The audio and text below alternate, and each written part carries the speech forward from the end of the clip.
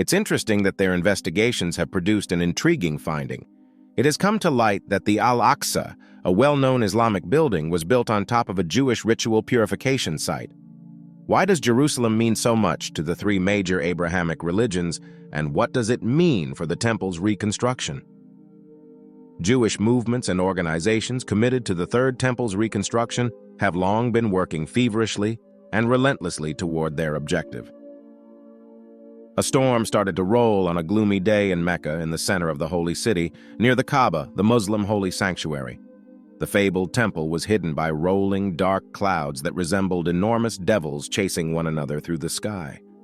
Robust gusts, akin to disheveled hair, enveloped every nook of the city, unleashing fierce murmurs all around. The dark sky broke apart in a single, violent jerk. It was only a momentary blink, yet it was enough to make the Kaaba in the middle of the storm easily visible.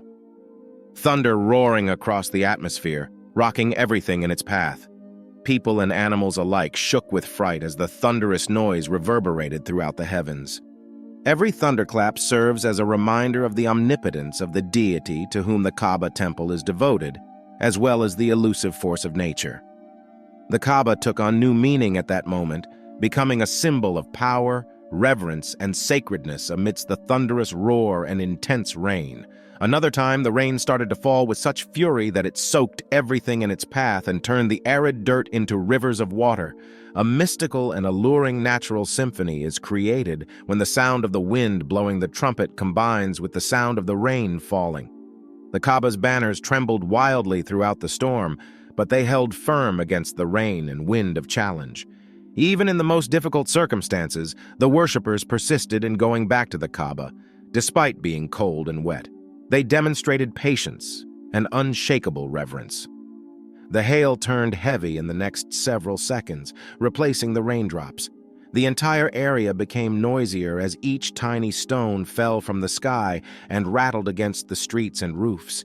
As the hailstones struck the earth, they shattered into waves of sticky dust that dispersed mayhem throughout the area, all around. But the Kaaba held firm, like an unassailable castle in the middle of a cyclone, even amid the fierce hailstorm. The hailstones fell with relentless power, but they were unable to compromise the temple's holiness or cause harm to it. Serious repercussions have resulted from natural disasters, leaving a scene of chaos and damage in their wake. Thousands of people's lives were completely upended and altered, and buildings and roofs were devastated indefinitely. There is a great deal of loss and grief, which presents enormous difficulties for communities trying to recover and rebuild.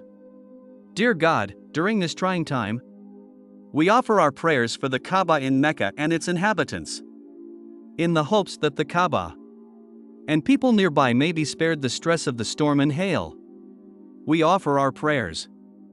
God, please provide them the perseverance and fortitude to go through these challenges. God, please lead and guard them during all the challenging times. We ask for comfort and serenity for all those impacted. May God provide them hope and benefits. Amen. The sky started to give in as the storm's wrath subsided, its dark gray tones gradually becoming softer blue tones. The unrelenting deluge stopped, giving those who had sought shelter from its fury a ray of hope. But as the last of the raindrops fell, something bizarre happened from the sky above. Something strange appeared that will astound and confound onlookers. It appeared at first to be just an oddity, a single item falling from the sky. Still, the show grew more intense as the interested bystanders stared in shock. First one fish, then two, and finally an endless stream of them descended upon the Kaaba's hallowed grounds. As an actual reality materialized in front of their eyes, there was a palpable mixture of incredulity and anxiety in the air. It's really terrible. While some are dead, others are still alive and squirming. There was a strong smell in the air, the distinct smell of fish. As the shocked bystanders tried to make sense of what was happening, the overwhelming smell filled the streets of Mecca. A physical reminder of what had happened in a bizarre world. Even with the residual discomfort and doubt, the community's strong will persisted, unwavering in the face of the unexplainable. Mecca was left trying to make sense of an event that defied logic during the bizarre reign of fish. However, there was still a glimmer of hope despite the uncertainty, which is evidence of the human spirit's everlasting tenacity in the face of ambiguity. In the year 2021, this incident took place in Texarkana, Texas. A strange rain fell on the Texas city of Texarkana. And along with the rainfall, fish fell out of the sky. It was a brief downpour, but it left a trail of many fish strewn across yards and business parking lots. Even though there are still a lot of unsolved questions, Texarkana's unusual fish rain event has drawn interest from scientists worldwide, as well as from the local population. Soon after, questions concerning the origin and mechanism of this phenomena surfaced, and scientists made an effort to explain this strange occurrence. Many theories, from natural occurrences to particular causes of the climate system, have been put forth. Fish have significant symbolic importance in the Bible as symbols of plenty, healing, and divine supply. Fish are frequently connected to God's supply in the Bible, both material and spiritual.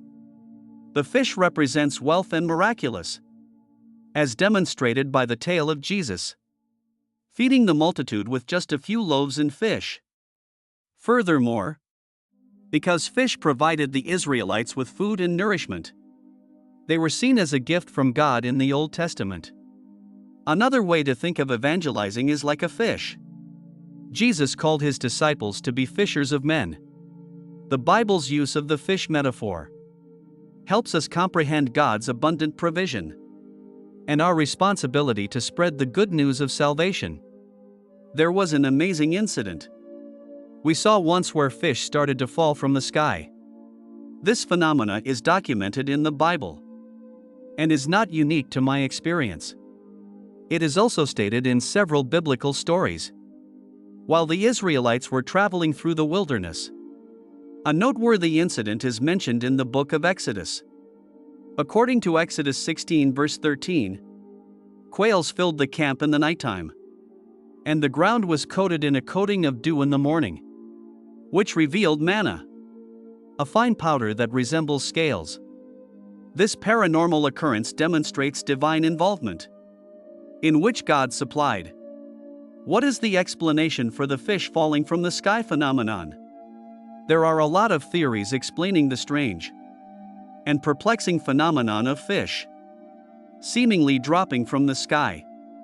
Some believe it to be an indication of a higher force or divine intervention, calling it a supernatural phenomenon.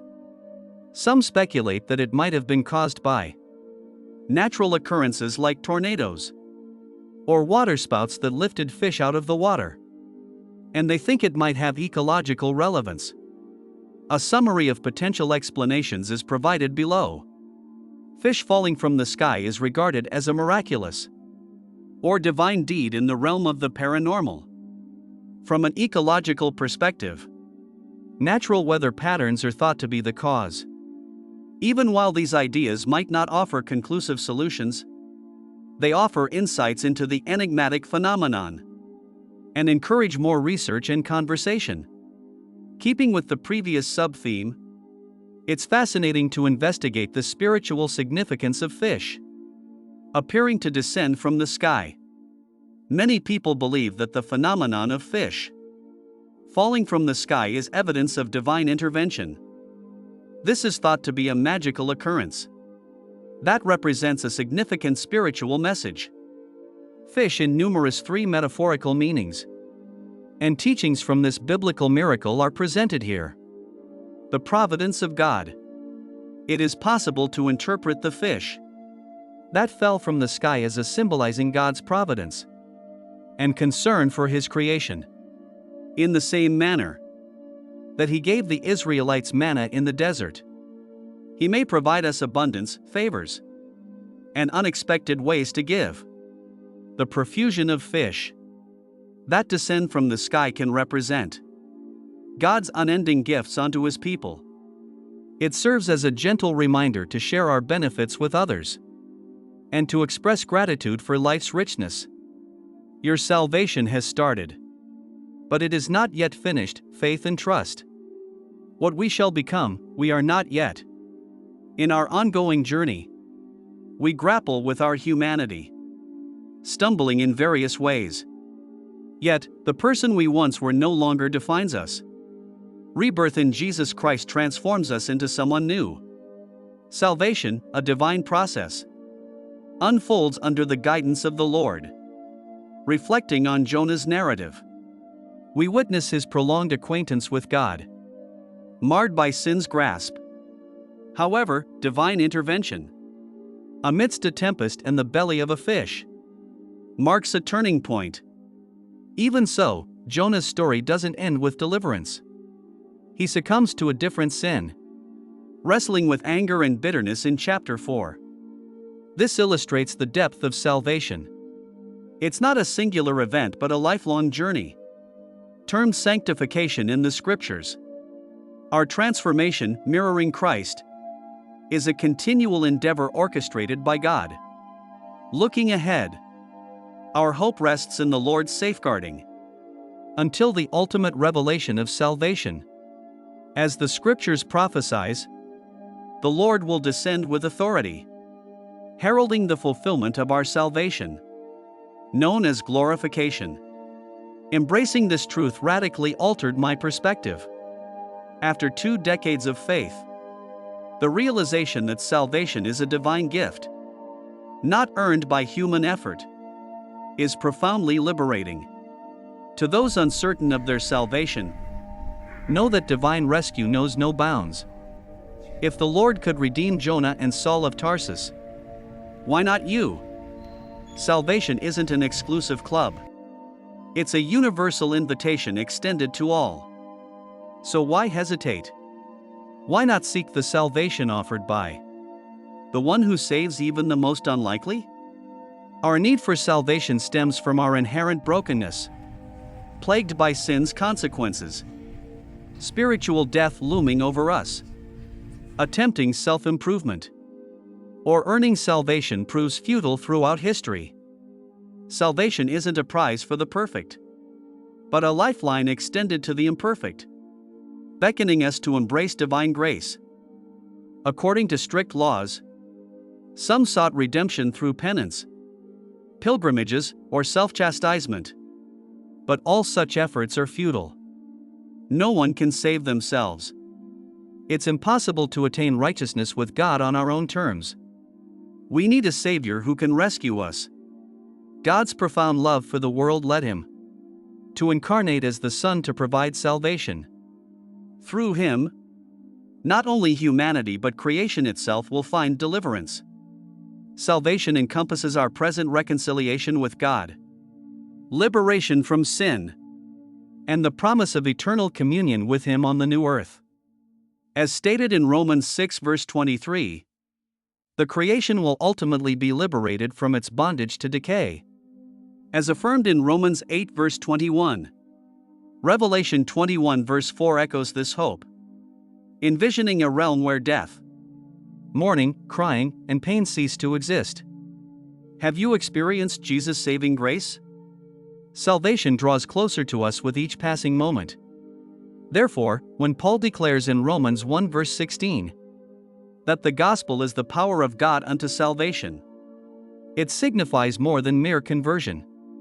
It embodies a pathway to everlasting security and joy in the presence of a holy and magnificent God. If you enjoy our content and want to support us, click on the Super Thanks button below. Your Super Thanks is not just a donation. It is a blessing that supports our mission to share the transformative journey of Jesus.